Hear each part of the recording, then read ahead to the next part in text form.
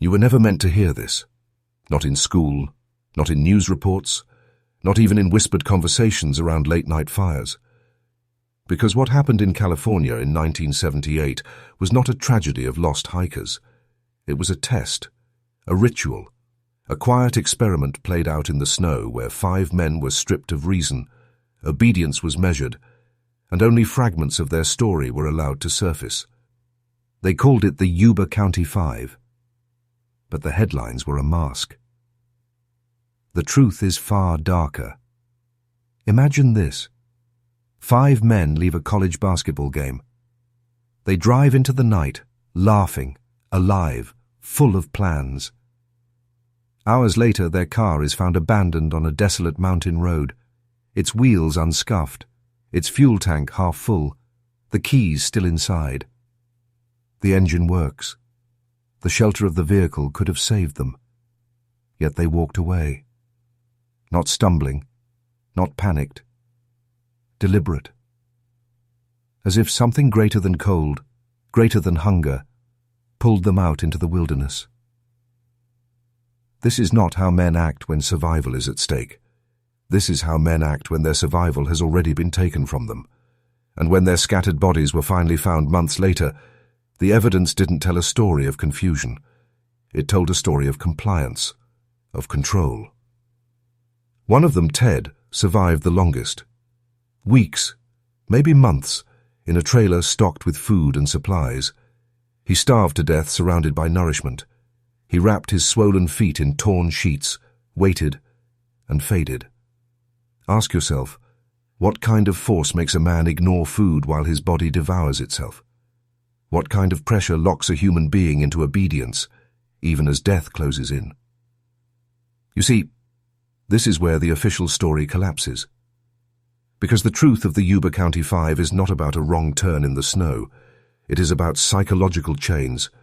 It is about men led into ritual suffering while the world was told to look away. And if Now stay with me, you'll see how these 5 were not lost. They were chosen. This is not entertainment. This is initiation. And once you descend with me, there is no return. The deeper you look, the stranger it becomes. Because the night the Yuba County Five vanished, nothing about their path made sense. Their car was discovered 70 miles from home, far off any logical route, stuck on a mountain road few locals would dare to drive in winter. These men were not wanderers. They were not drifters. They were athletes, planners, and friends who had left for a simple game. And yet somehow they ended up in a place where logic itself breaks down. And here is the question you need to hold on to. Who benefits from pulling them there? The newspapers painted them as naive. Lost boys, they called them. Young men with disabilities, unprepared for the cold, too foolish to survive the wild. That story served its purpose. It stripped them of dignity, turned them into a cautionary tale, and ensured the public would never demand more. But the evidence mocks that narrative. The car doors were unlocked, the windows rolled down. Inside lay maps, programs from the game, and candy wrappers, signs of normalcy, not panic. And the engine? It could have carried them back to safety. They left it as if commanded to leave it. You need to understand something most people never will. Obedience can be engineered. Fear can be implanted. A man can be trained to walk into death if he believes his survival depends on submission. What happened on that mountain road was not confusion. It was compliance. And the Yuba County Five became unwilling actors in a theater of control. When searchers found the bodies months later, the pattern was grotesque. Jack Madruga and Bill Sterling, lying side by side as if abandoned together.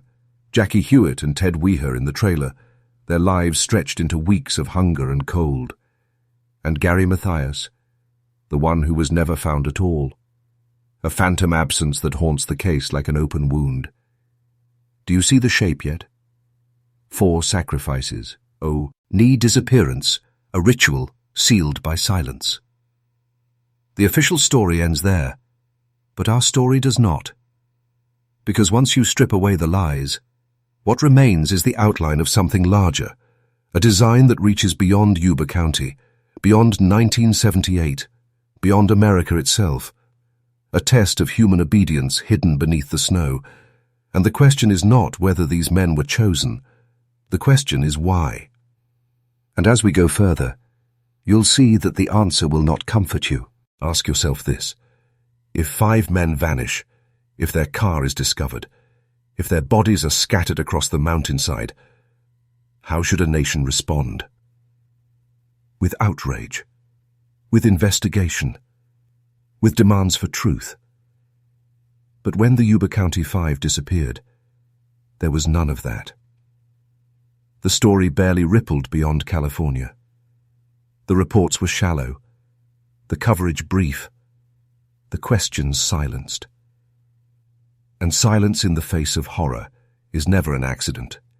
It is a signal that someone somewhere wanted this case to dissolve into the fog. The families begged for answers. Mothers demanded to know why their sons walked 70 miles into the cold. Fathers asked why a Forest Service trailer stocked with food and warmth became a tomb. Investigators shrugged. Experts gave hollow explanations. They panicked. They became disoriented. They weren't prepared. Empty words crafted to quiet the public. But these men weren't children. They weren't reckless. They were steady, loyal, committed to each other.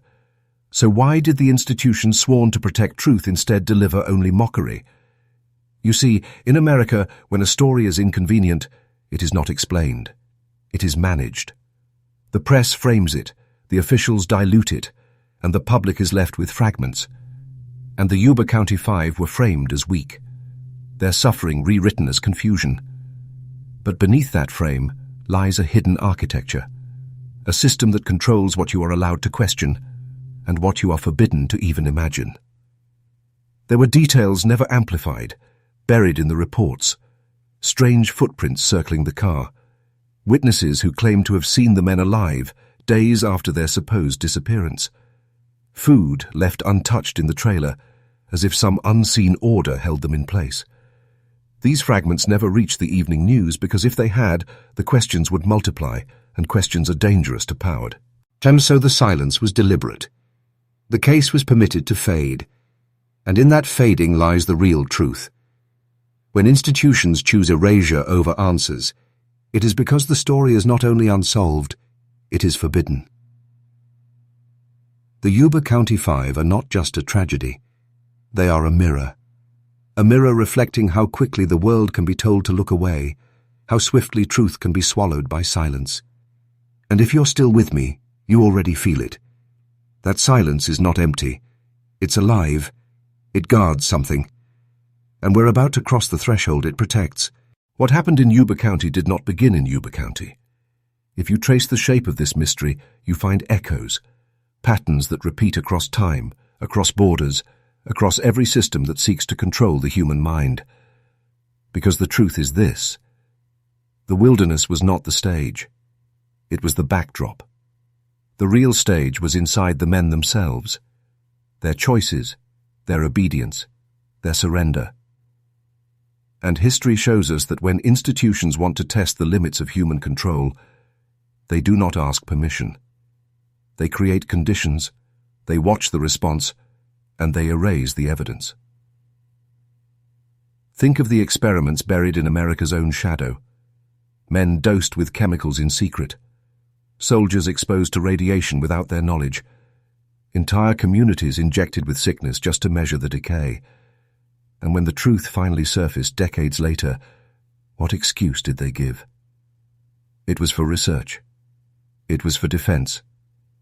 Always a noble lie to hide the cruelty of testing obedience on the living. Do you understand the connection now? What happened in Yuba was not chaos, it was choreography. 5 men moved like pieces on a board, stripped of instinct, guided into death as if their strings were being pulled. Look again at Ted in that trailer. Food untouched, warmth ignored, survival forsaken. Does that sound like panic, or does it sound like conditioning? He did not act as a starving man. He acted as a prisoner locked inside rules no one else could see. That is not natural. That is not chance. That is obedience. And obedience is the coin of power. Governments, corporations, hidden orders, they all study it. They all crave it. Because a man who will starve beside food, a man who will walk into snow beside a running car, a man who will follow death instead of life, that man is the perfect subject. So ask yourself, were the Yuba County Five unlucky victims of the wilderness? Or were they chosen participants in something larger? Chosen to reveal how much control can be extracted from the human spirit before it breaks? This is the question no one dares to ask in public. Because if the answer is yes, then the snow of Yuba County was not a mistake. It was a mirror reflecting a program running beneath all of our lives. And as we descend further, you will see that this program has touched more than one case. It is older than 1978, older than America. It is the hidden hand shaping the destiny of nations. Every culture leaves behind bones. Bones buried in deserts, scattered in forests, hidden beneath stones and monuments. And when archaeologists dig them up, they call it sacrifice. They tell us ancient tribes gave their strongest or their weakest to the gods to feed forces larger than themselves. We comfort ourselves by believing that ritual sacrifice ended long ago, that we live in a rational age untouched by such brutality. But the truth is far more unsettling. Sacrifice never ended. It evolved. It put on new clothes, wore new names, and found new ways to hide in plain sight.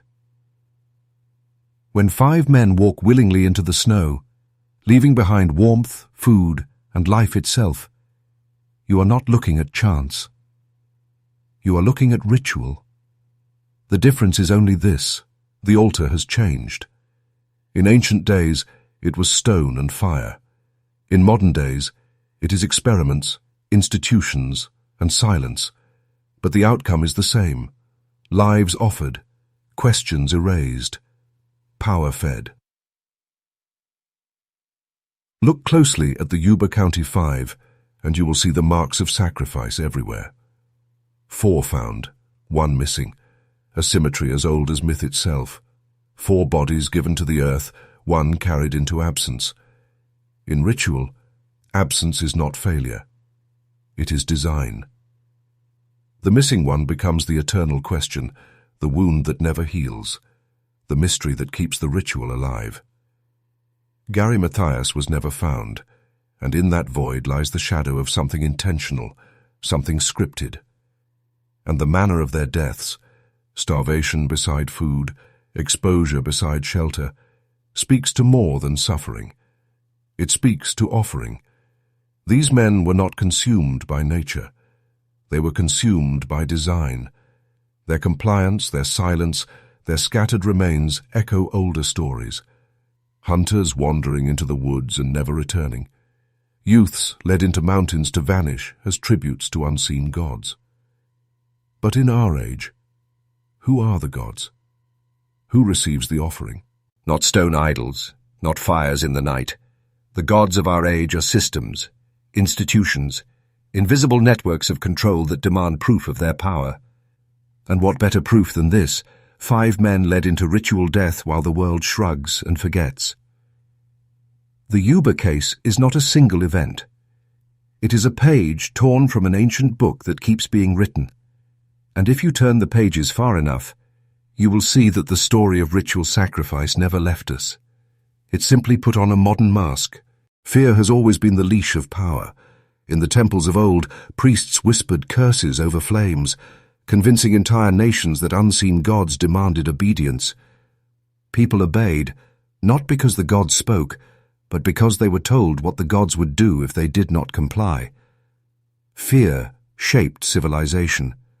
Fear kept the masses docile, while the few ruled in silence. And here is the truth no one wants to admit. Nothing has changed. Only the masks have changed. In 1978, 5 men walked away from safety into death. Their story was stripped, cleaned, and rewritten as confusion. That rewrite was not random. It was the modern version of a priestly spell.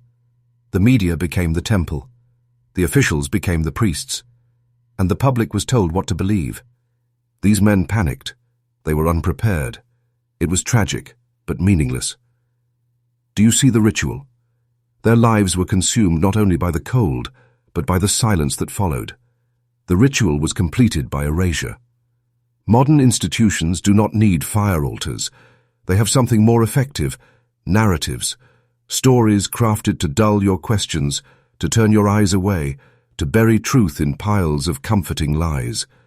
When soldiers are lost in experiments, when communities are poisoned by design, when men vanish under suspicious circumstances, you are always handed a story, and that story is never meant to explain. It is meant to pacify. The Yuba County Five became a parable of foolishness. That was the mask. But behind the mask is a different reality. A controlled experiment in fear and obedience. They abandoned a working car because something or someone made them believe it was necessary. They ignored food because conditioning taught them not to touch it. They lay down in the snow because their will was not their own. And when their families demanded answers, the silence itself became the message. Think about that. The silent. C is the weapon, the not knowing, the void. That is how fear spreads deeper than fire ever could. Ancient priests threatened punishment after death. Modern systems create mysteries in life, holes in reality where answers should be, and let your imagination do the rest. The Yuba case is not just a forgotten tragedy. It is proof that the same machinery of fear that ruled ancient temples is alive today, cloaked in institutions, perfected in psychology, and fed by silence. And if this is what they can do to 5 men in the snow, ask yourself, what can they do to an entire nation? The greatest mistake you can make is to think the Yuba County Five stand alone. They do not. They are part of a pattern, disappearances, silences, and erasures that repeat across America like echoes of an unseen design.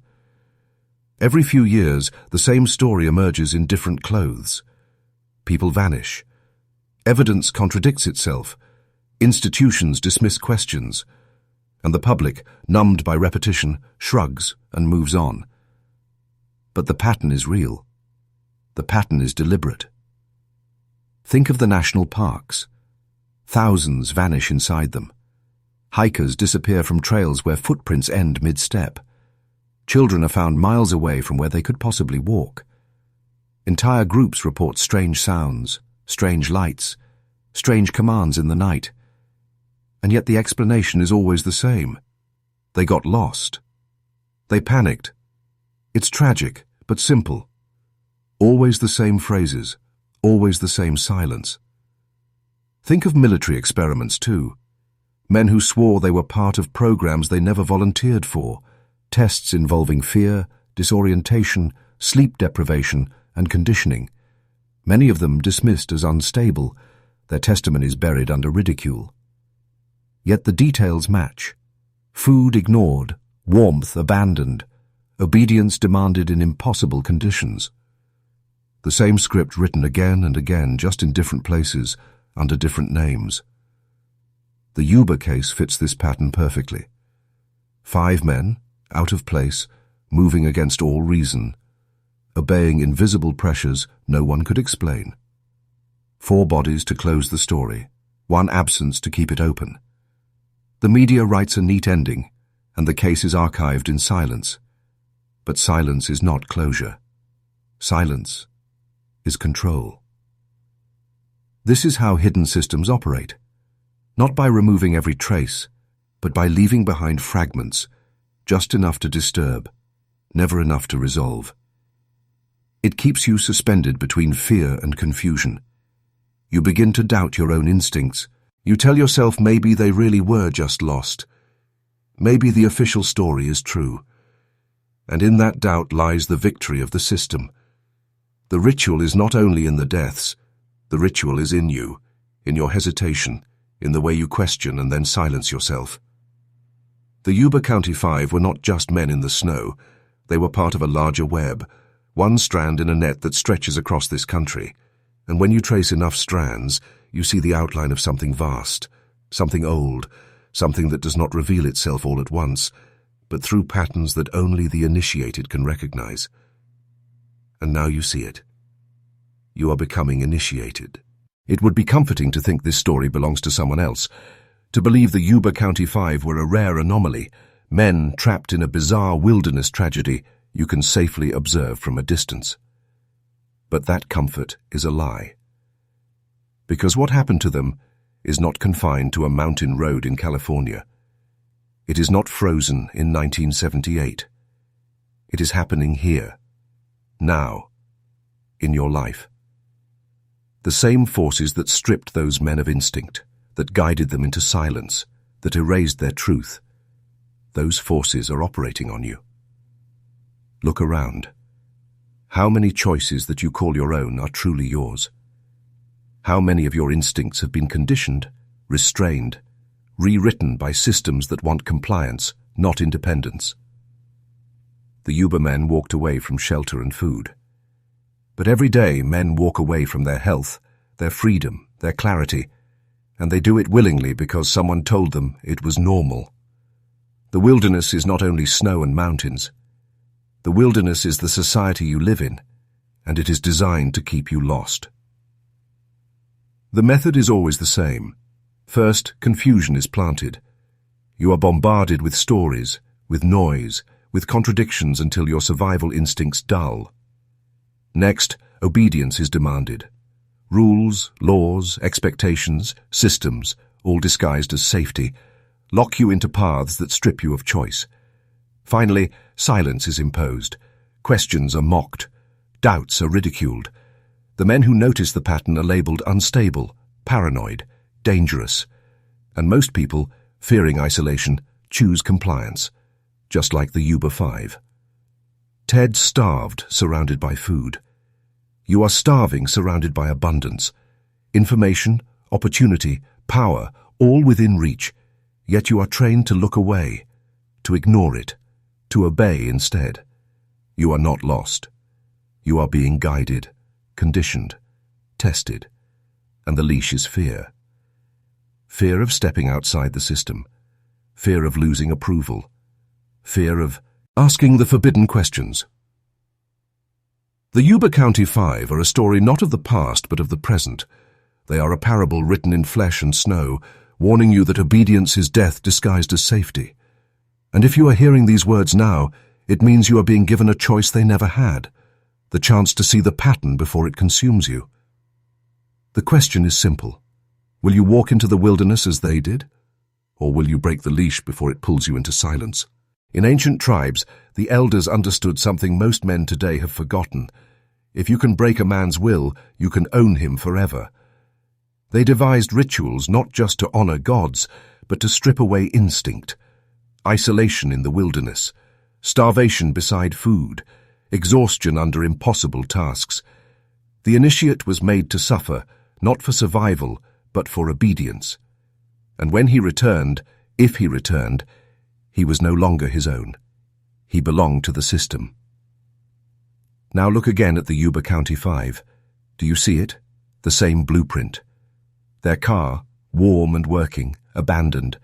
Their path into the snow, irrational, yet deliberate. A trailer filled with supplies left untouched, while one man withered into nothing. This was not random suffering. This was structured suffering. They were moved into the oldest ritual of all, the ritual of breaking men. And here is the secret they do not want you to see. The same ritual surrounds you. It may not look like starvation in a frozen trailer, but it is the same architecture. You are given comfort, then denied it. Fed with promises, then starved of truth.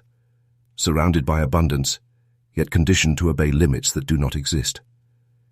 The world tells you that you are free while training you to abandon your own survival instincts. That is not freedom. That is initiation by another name. The wilderness ritual was simple. Separate the man from safety, deny him clarity, push him into suffering until obedience replaces instinct. The modern ritual is more subtle but just as effective. Separate you from truth, drown you in noise, push you into debt, into fear, into confusion, until obedience feels safer than rebellion. And when the ritual is complete, you no longer fight for survival. You wait to be told how to survive. The Yuba men were broken in the snow. You are broken in silence, in offices, in endless rules and invisible chains. The effect is the essay, Me. Men starve beside food. Men obey when they should resist. Men surrender when they should fight. And the ritual feeds on this surrender, generation after generation. The Yuba Five were not anomalies. They were mirrors. And if you think the ritual is not shaping you, if you think you are exempt, then ask yourself, how many times have you walked past the food that could feed your soul and chosen starvation instead, because the system whispered it was safer that way? By now you feel it. The weight, the chill, the recognition that what happened in Yuba County was never just about 5 men in the snow. It is about you. It is about every man who has ever felt the invisible leash of obedience tighten around his neck. And here, halfway down the descent, you are given a choice. To keep listening as a spectator or to step fully into initiation. Because this is not entertainment. This is ritual, a digital fire where forbidden knowledge is spoken aloud, and once heard, it cannot be unheard. You are being asked to see the world as it truly is, not as you were told it is, and if you step through, you will not walk back unchanged. Think about the Yuba men. 1 car, 1 trailer, 1 missing man. 5 lives turned into a symbol. 4 given to the silence, 1 erased into mystery. Their story forces you to decide what kind of man you are. Are you one of the 4 lying down in the snow, obeying even as death closes in? Or are you the one who vanishes into the unknown, refusing to leave behind a body, refusing to be explained, refusing to let the ritual end? This is why I am going to ask something of you now. A signal, a mark that you are not merely listening, but choosing. Go into the comments and write these words twice. I walk out of the snow. That phrase is your defiance, your declaration that you see the leash, that you will not lie down obediently beside the food of truth and starve. Writing it twice is not for me. It is for you. It is how you lock it into yourself, how you seal your identity transformation so the system cannot pull you back into silence. The men in Yuba never had this chance. They walked into ritual with no escape, no voice, no record of resistance. You do. You can carry their story forward not as tragedy, but as awakening. Every man who speaks the phrase becomes a fracture in the silence that tried to bury them. So write it, twice, and as you do know this, you are no longer outside the story, you are inside it. And the descent only grows darker from here. Once you see the pattern, you cannot unsee it. And once you speak the words, you are no longer just watching the story of the Yuba County Five. You're inside the story of how control itself is engineered. Because what happened in 1978 was not isolated.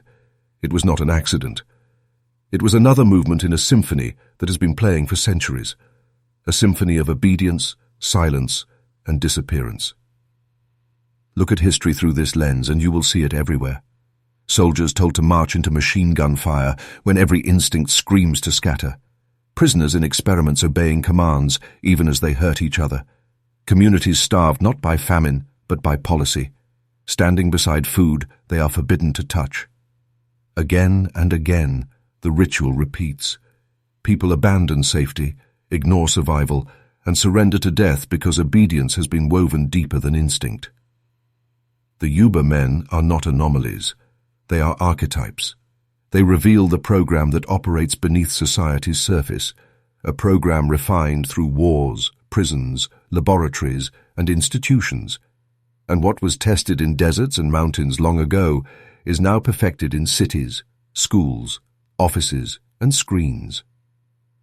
Ask yourself, how many times have you seen a man walk away from the vehicle that could have carried him to safety? Not in the snow, but in life.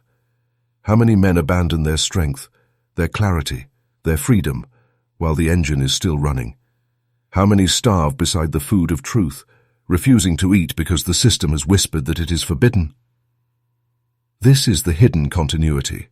From tribal rituals to military conditioning, from secret experiments to media narratives, the method is identical.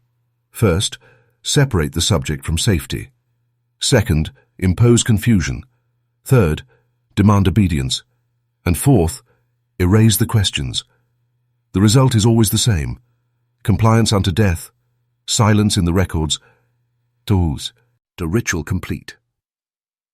The Yuba case is not merely unsolved, it is solved too well, solved by erasure, solved by ridicule, solved by silence.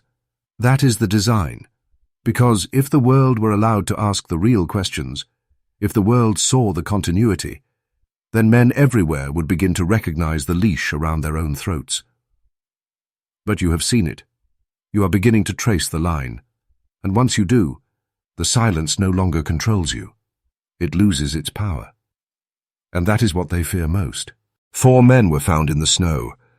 Their frozen bodies became exhibits, their deaths written into files, their silence preserved forever. But the 5th man, Gary Mathias, was never found. No body, no trace, only absence. And in that absence lies the most dangerous symbol of all. Who was Gary Mathias? To the authorities, he was the unstable one, the man with a history of schizophrenia, the easiest scapegoat, the one who could be blamed for everything because he was already marked as fragile. But fragility is often a mask, and if you study the record carefully, you see something different. You see a man who may not have simply disappeared, but stepped outside the ritual itself. Think about it. The others lay down and died in silence, but Gary did not. He is the anomaly, the variable, the one who walked out of the snow. And in myth, there is always one who escapes. In Dyatlov, there were whispers of survivors. In ancient initiations, one candidate always refuses to submit. In every system of control, one man breaks free and becomes the living question that cannot be erased. That is Gary Mathias. His absence is not failure. It is power. His missing body haunts the story because it denies closure. It denies obedience. It denies the system its perfect ritual. And for those who study hidden patterns, this detail is not small. It is everything. The missing man is the forbidden image. He is the one you are not supposed to identify with. You are told to see him as unstable, broken, lost. But if you invert the narrative, you see something else. You see refusal. You see survival. You see transformation. The others died, but Gary's disappearance echoes like a crack in the ritual itself. And here is the truth. No one says out loud. The most powerful man is not the one who dies with the group. It is the one who vanishes, leaving behind no explanation, no evidence, no body for the system to display. Because absence itself becomes resistance. Silence turned against silence. When you look at the Yuba case, do not only mourn the 4. Study the 5th. He is the cipher, the ghost, the symbol that the ritual can be broken. And if you understand this, you begin to see your own role differently. Not as one who lies down, but as one who chooses disappearance from the leash. This is why the story still burns today. Not because of what was found, but because of what never was. When a man vanishes, 2 stories emerge: the official story and the shadow story. The official story of Gary Mathias is simple. He was unstable, he wandered, and he died in the wilderness. But shadow stories move differently. They follow threads not meant to be followed. And when you trace those threads, Gary's disappearance begins to feel less like chance and more like recruitment, experiment, or erasure. Consider the timing. The 1970s were an era soaked in secret projects, governments running psychological experiments on citizens, military programs testing how far obedience could be stretched, intelligence agencies shaping entire communities with drugs, triggers, and invisible leashes. These were not conspiracies whispered in bars. They were real operations, later exposed in fragments, never fully revealed. And into that climate walks Gary Mathias, a man with a history of psychological treatment connected to military service, vanishing without a body. You must ask, what does it mean when a man with the right vulnerabilities disappears from a scene drenched in ritual behavior? Was he a victim, or was he the variable? Was he consumed, or was he taken? In the Dyatlov case, silence drowned the dead. In Yuba, silence cloaked the missing. And silence, my friend, is the signature of design. Think of the car. Think of the cabin. Think of the bodies spread like chess pieces across the snow. And then think of Gary, not lying cold in a shallow grave, but perhaps standing in a room you were never meant to see, a room where silence is manufactured, a room where confusion is studied, a room where obedience is tested like a drug. This is why his body was never found. Because a body would have ended the question, but an absence extends it. A missing man keeps the door open to the possibility of something greater, darker, and deliberate, and the longer the door stays open, the more men like you are tempted to step through. So ask yourself, what is more powerful? 4 frozen corpses labeled and filed, or one man who dissolves into myth, never accounted for? The dead become footnotes. The missing become legends. Legends fuel questions. Questions fuel rebellion. And rebellion is the one variable the system cannot predict. The Yuba County Five are not just a story of lost hikers. They are a parable about control, because if you strip away the snow and the cabin, you begin to see the same design that surrounds you every single day. The military, the psychiatric ward, the school, the office. Each one a structure of obedience, each one a test. And every man, whether he knows it or not, is inside the experiment. Think of how the Yuba men moved, abandoning the car when logic said stay, wandering deep when safety said turn back, freezing in silence when fire was possible. Do you not see this already in your own life? Men are trained not to trust their instincts, but to surrender them, to obey orders from faceless voices, to wait for someone else to decide, to suffer rather than resist. The military does this openly. Drill, break, rebuild. Teach men to ignore the voice inside and obey the external command. Psychiatry does it subtly. Label the restless as unstable. Prescribe silence in pill form. Redirect rebellion into sedation. Education does it from childhood. Condition boys to sit, listen, repeat. Punish those who question too loudly. And corporations do it with wages. A leash disguised as freedom, keeping men too exhausted to notice they're trapped. And here is where the Yuba story becomes prophecy. Because if 5 ordinary men can be maneuvered into ritual death on a frozen mountain, what does that say about the millions already trapped in invisible rituals? Men who abandon themselves, follow wrong roads, and quietly die inside structures that never cared for them. The wilderness is only a mirror. The real snow is in the institutions. The real freezing happens in your own silence. Gary Mathias's absence, then, is not just about one man missing. It is about one man refusing the program, walking out of the ritual, breaking the test. And that is the one move the system cannot allow you to study too closely. Because if you begin to see how deeply you are conditioned, if you realize your chains were woven from obedience, not iron, you might stop lying down in the snow. The Yuba Five remind us, control is never about the wilderness, it is about the mind. And every man either follows the ritual or breaks it. Ritual sacrifice has always been the silent engine of control. Ancient kings spilled blood to legitimize their thrones. Priests offered bodies to gods to stabilize their temples. Armies were thrown into hopeless wars to fuel empires with corpses. The ritual has changed its costume, but the structure remains the same. Human life converted into currency for authority. Look closely at the Yuba case through that lens. 5 men set upon a journey. 1 vehicle abandoned, like a ceremonial offering. 4 bodies scattered, positioned as if by unseen hands, each one an echo of the old rituals. Separation, trial, starvation, freezing, silence. And 1 missing, the unaccounted-for sacrifice, the one who keeps the story alive. Do you see? This is not random misfortune. This is archetype.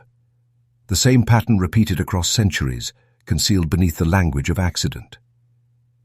Ritual always serves those above. In Egypt, it served the pharaoh. In Rome, it served the Senate and the gods of war. In Mesoamerica, it served the priesthood and their solar clock. And in modern America, who does it serve? The answer is not in a temple or a pyramid, but in the machinery of institutions, military, psychiatric, governmental. Bodies feed the system, whether through war, imprisonment, or disappearance. Each one a quiet tithe to power. The Yuba men became symbols without choosing it. They were selected, whether by design or circumstance, as vessels for fear, confusion, and speculation. Their suffering keeps the system alive, because every man who hears their story feels the tremor of vulnerability, and when men fear their own fragility, they cling tighter to the structures that control them. That is the secret function of ritual sacrifice in the modern world, not to appease gods in the sky, but to keep men obedient on the ground. The wilderness around Yuba was not just trees and snow, it was a stage. And like all stages of sacrifice, it hid the true audience. Not you, not me, but the forces who feed on silence, compliance, and the erasure of those who stray too far from the path. The system does not require millions of sacrifices, only enough to remind the millions that stepping outside the invisible boundaries is fatal. And so, the Yuba Five became more than missing men. They became an offering, a whispered warning, a ritual disguised as tragedy. Fear is the most cost-effective chain ever forged. No guards are needed, no walls, no visible shackles. Just the whisper of what might happen if you step too far from the path. That whisper becomes a leash strong enough to hold entire nations in place. The Yuba Five are not just a mystery. They are a story deliberately left unresolved. Why? Because mystery breeds unease. Unease breeds fear, and fear keeps men docile.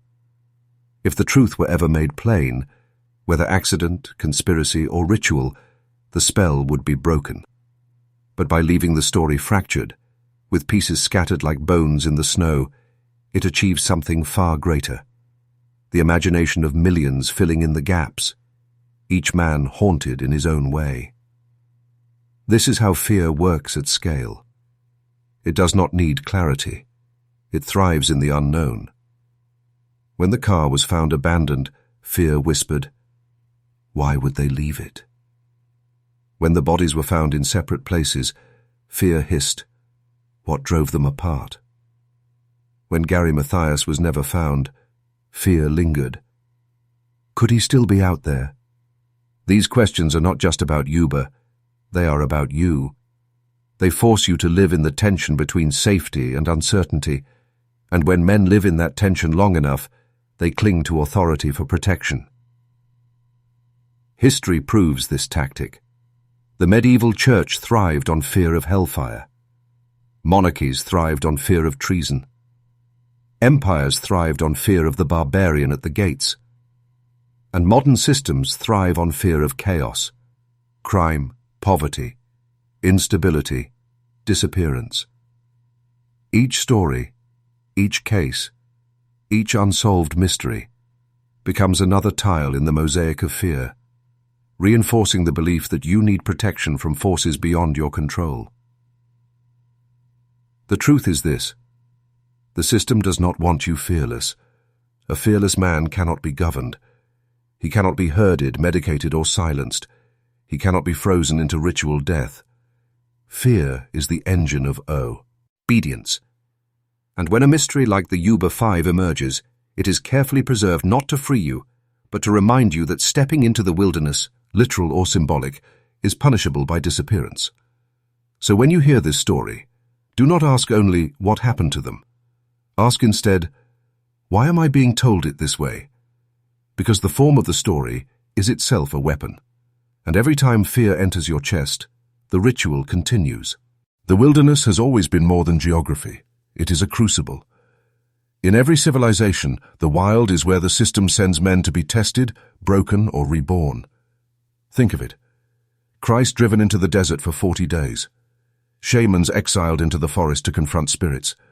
Soldiers dropped into hostile terrain to see who survives.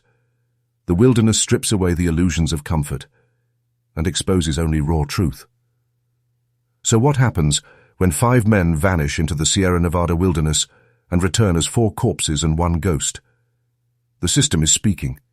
It is telling you, the wilderness is still the place of trial. Enter it unprepared, and you will be devoured. But more than that, it is telling you that some men are chosen as the sacrifice so that others may fear the test and retreat into obedience. Look at how their bodies were found. Not clustered in survival, but scattered, fragmented. The wilderness tore apart their brotherhood, isolating each man in his own private trial. Starvation, frost, exhaustion, each death a separate test, designed to break the bond that gave them strength. This is the system's message. The wilderness will not only take your life, it will strip away your unity first, because divided men are easier to erase than united ones. And the one who vanished, Gary Mathias. His absence becomes the most powerful part of the trial. He is the ghost in the narrative, the missing piece, the question without an answer. He embodies the wilderness itself, not just danger, but uncertainty. A wound that never closes. The system knows that uncertainty is more corrosive than tragedy. A body brings closure. A ghost breeds endless speculation, and speculation breeds fear. The wilderness is not just trees and snow. It is the symbolic edge of society. It is the zone where institutions test the boundaries of your obedience. Do you dare walk too far from the road? Do you dare seek truth outside the prescribed walls of authority? If you do, you risk becoming like the Yuba men, lost, erased, transformed into a story that will not protect you, but will serve as a warning for others. The wilderness is not an escape. It is the system's mirror, and only those who learn to read it without fear can walk back alive. There is no punishment more absolute than disappearance. Death leaves a body. Even execution leaves a scar in memory, a grave to mourn at, a marker that says, this man existed. But disappearance removes not only the man, it removes the proof that he ever mattered. Erasure is domination perfected. That is why Gary Mathias's absence weighs heavier than the other 4 deaths combined. 4 men can be buried, mourned, remembered. But one man who vanishes without trace becomes something else entirely. He becomes a hole in reality, and a hole is more terrifying than a corpse. The body tells you, here is the end, but the void tells you, there may be no end at all. You could vanish too. Governments know this. Armies know this. Secret institutions know this. That is why the tactic of disappearance has been used throughout history as a tool of control. Dissidents vanish under dictatorships, rebels vanish under empires, entire tribes vanish under colonial conquest. The system understands that nothing chills the blood more than the silent erasure of those who step too far. When men vanish, the survivors become obedient, not because they believe in authority, but because they fear the void. The Yuba case carries this same psychological weapon. By leaving Gary Mathias unfound, the story becomes eternal. Each year that passes without his discovery deepens the scar of uncertainty. Each theory, each rumor, each false lead adds weight to the haunting absence. This is how disappearance controls a culture, not by ending a man, but by stretching his shadow across time until everyone who looks into it feels smaller. And here is the secret. Erasure is not only external, it is also internal. How many men in this world are erased while still alive? Their strength dissolved by systems, their courage buried under debt, drugs, fear, humiliation. They are not found in the snow, they are fogged. And in cubicles, prisons, psychiatric wards, forgotten by history, but erased all the same. The Yuba Five are the mirror of a larger truth. Disappearance is the system's ultimate currency. Understand this. Erasure is not just about the missing. It is about those who remain, paralyzed, silenced, obedient. That is why the void is preserved. That is why Gary Mathias was never meant to be found. Truth ends a story. Mystery keeps it alive. That is why some cases are never meant to be solved. The Yuba County Five is not a puzzle awaiting resolution. It is a ritual, preserved by its very incompleteness. Every unanswered question feeds the system more power than any explanation ever could. Think about it. If the case had been solved, if the 5 men had simply succumbed to the cold in a tragic accident, it would be mourned, written in a file, then forgotten. But because it remains unsolved, it continues to haunt. It becomes folklore. It becomes a tool of speculation. It spreads like a virus across decades, attaching itself to every mind that dares to ask, what really happened? Institutions understand this. Unsolved mysteries are not failures of investigation. They are weapons of control. When the official story collapses under its own contradictions, it leaves a vacuum, and into that vacuum pours fear, paranoia, obsession. The people begin to question everything, but they find no answers, only walls of silence. The system does not need to silence you. It only needs to confuse you, exhaust you, drain you until you no longer seek truth, only distraction. And so the Yuba mystery persists. Some say it was foul play. Some say it was a psychotic break. Others whisper about shadowy figures, secret experiments, or government interference. Every theory keeps the case alive, like oxygen feeding a fire. And that fire burns not just in the archives, it burns in the imagination of anyone who hears the story. That is the true value of an unsolved mystery. It colonizes your mind. Do you see the design? A finished truth closes the book. An open-ended riddle keeps men staring at the page forever. The Yuba Five are not simply victims. They are an eternal question mark.